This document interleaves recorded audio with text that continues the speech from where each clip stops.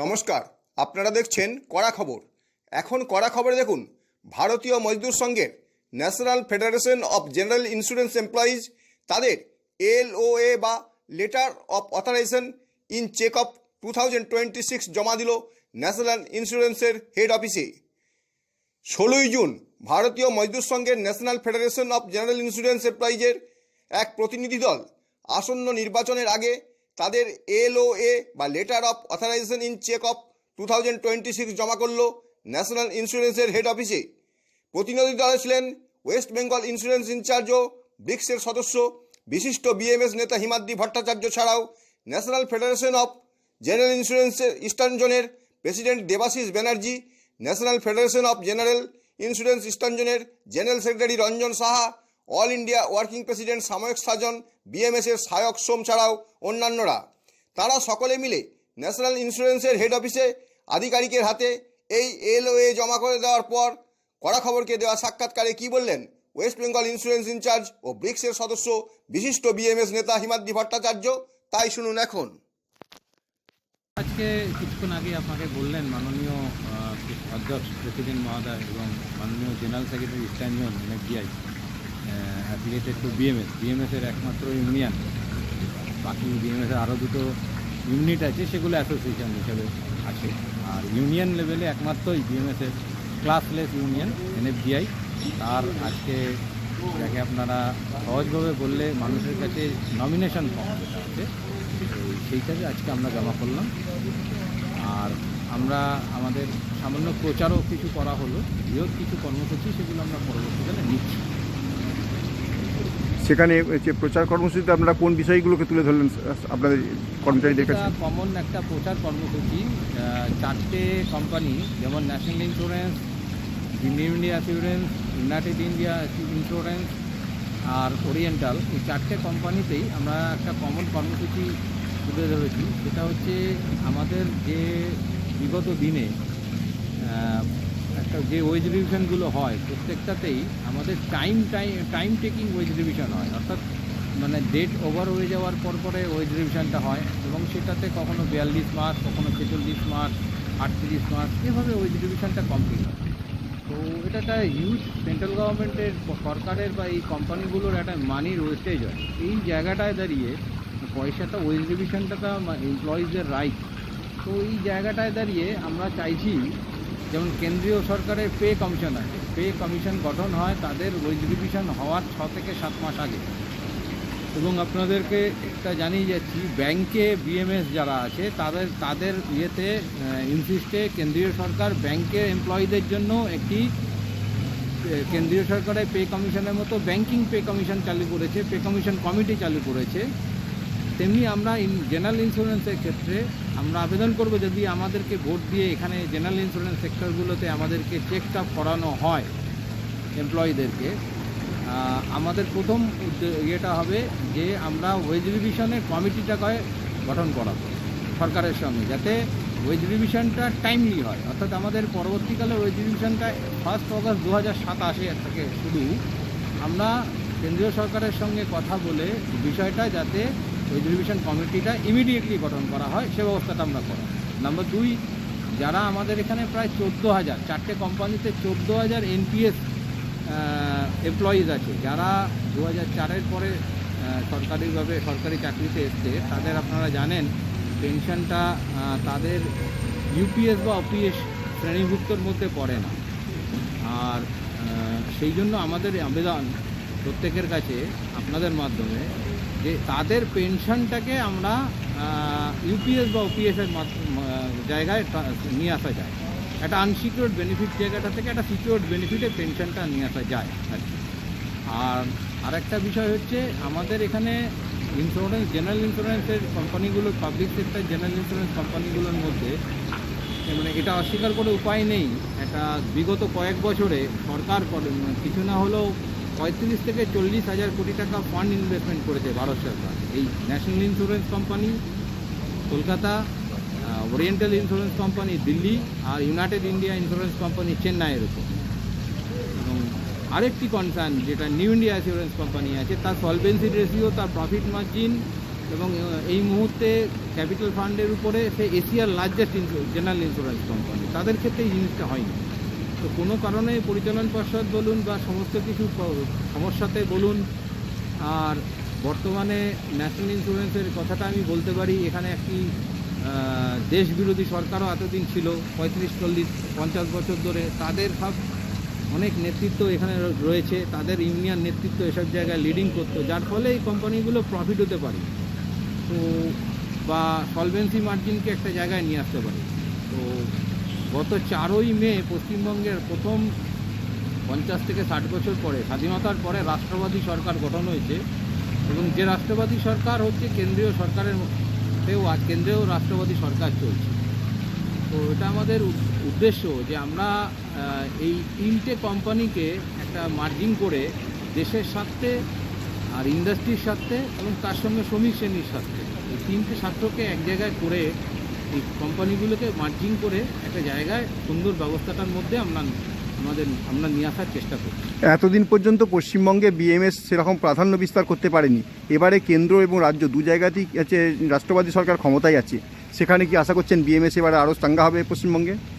ভীষণভাবে হবে।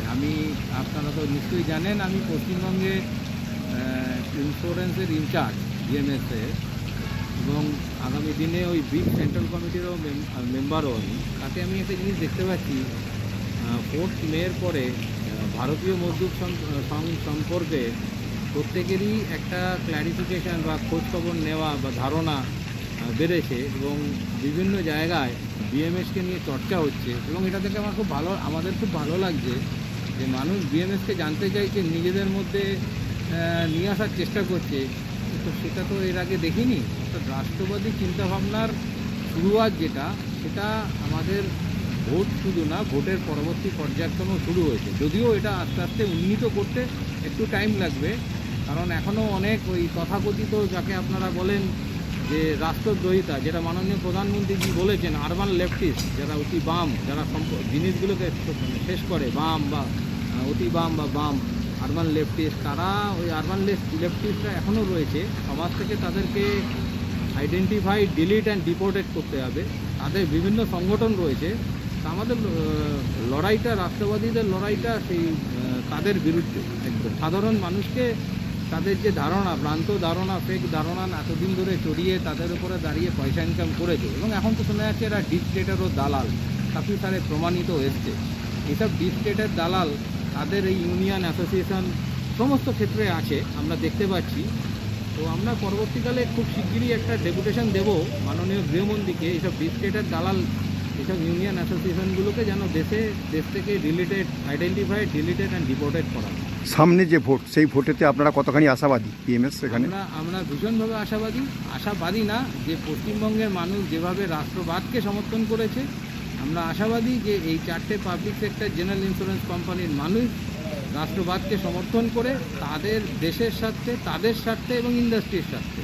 কারণ আমাদের যে কোনো একটা দাবি ইন্ডিভিজুয়াল নয়, তাদের স্বার্থেই দাবি। 3টে কোম্পানির মার্জার তাদের স্বার্থেই দাবি। তারা নিজেরাই ভালো করে, আমাদের এমপ্লয়িরা আমরা সবাই জানি যে এটা না হলে আগামী দিনে মাইনে হবে না। মাইনে না হওয়ার জায়গায় আমরা আস্তে আস্তে চলে যাচ্ছি। সলভেন্সি মার্জিনের টোটাল ক্যাপিটাল রিজার্ভটাও আমাদের আস্তে আস্তে চলে যাচ্ছে। ব্যবসা মার্কেটে এত নেই, তাই মার্জিন ছাড়া উপায় নেই, নইলে মাইনে বন্ধ হয়ে যাবে। কেন্দ্রীয় সরকারের কাছে হাফিজ টেস্ট করতে হবে। কেন্দ্রীয় সরকার মানুষের টাকায় চলে, তো এটা তো আর কতদিন কত টাকা দেবে? 7 বছরে এইসব রেকলেস অতিবাম সংগঠন বা ডানপন্থী সংগঠন, স্ট্রাইক করব সংগঠন, এদের দ্বারা যে ক্ষতিটা হয়েছে, সেই ক্ষতিটা থেকে যদি মানুষ মুক্ত চায়, এখানকার এমপ্লয়িরা মুক্ত চায়, তারা আমাদের সঙ্গে আসুক। আমরা তাদেরকে যথেষ্ট মান সম্মান থেকে শুরু করে সব কিছু দিয়ে রাষ্ট্রবাদের সঙ্গে যুক্ত করি। হিমাদ্রি ভট্টাচার্যের কথা তো আমরা শুনলাম। এরপর আমরা সরাসরি চলে যাব ন্যাশনাল ফেডারেশন অফ জেনারেল ইন্স্যুরেন্সের ইস্টার্ন জোনের প্রেসিডেন্ট দেবাশিস ব্যানার্জির কাছে, শুনবো তিনি কি বললেন। আমরা আজকে national federation of general insurance এমপ্লয়িজের বিএমএসের পক্ষ থেকে এসেছিলাম ন্যাশনাল ইন্স্যুরেন্সের হেড অফিসে।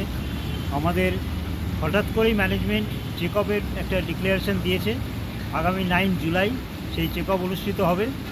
তার জন্য আমরা আমাদের যে অ্যাপ্লিকেশন ফর্ম, সেইটা আমরা কর্তৃপক্ষের কাছে জমা দিয়ে গেলাম, এবং আমরা বিভিন্ন মেম্বারদের সঙ্গে কথা বললাম, তাদের কাছে অ্যাপিল করে গেলাম যাতে 9 জুলাই এনএফজিআইয়ের পক্ষে রাষ্ট্রবাদী যে ট্রেড ইউনিয়ন সাধারণ বীমা শিল্পে তাদের পক্ষে যেন ভোট দেয়।